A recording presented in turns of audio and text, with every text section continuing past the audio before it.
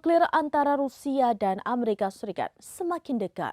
Seusai Donald Trump mengumumkan pengerahan 2 kapal selam nuklir di perbatasan Rusia. Presiden Rusia Vladimir Putin juga tidak tinggal diam dan langsung mengerahkan rudal Oreshnik.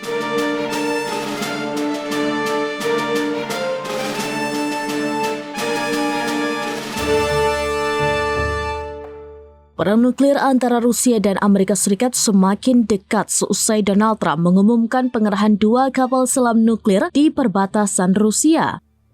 Presiden Rusia Vladimir Putin juga tidak tinggal diam dan langsung mengerahkan rudal Oreshnik. Pengumuman terkait pengerahan kapal selam nuklir Amerika Serikat ini disampaikan Trump seusai dirinya terlibat perang kata dengan mantan Presiden Rusia Dmitry Medvedev sejak Kamis 31 Juli 2025. Melalui sosial medianya pada Jumat 1 Agustus 2025, Trump lantas mengumumkan telah mengerahkan kapal selam nuklir ke perbatasan Rusia. Trump juga mengisyaratkan bahwa Amerika Serikat siap berperang nuklir dengan Rusia. Merespon langkah Trump itulah, Presiden Rusia Vladimir Putin langsung bergerak.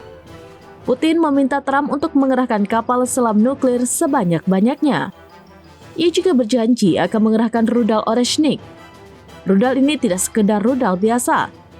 Rudal ini mampu membawa hulu ledak konvensional maupun nuklir dan melaju dengan kecepatan sangat tinggi untuk menghindari sistem pertahanan rudal barat.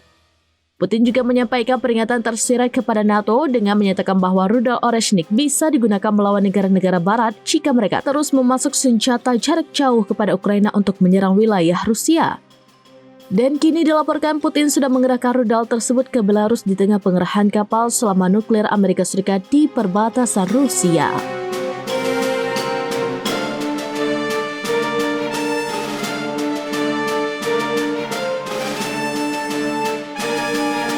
Demikian informasi terkini Syedara Alun, saksikan terus beragam informasi lainnya. Coba like dan share seluruh akun serambinews.com.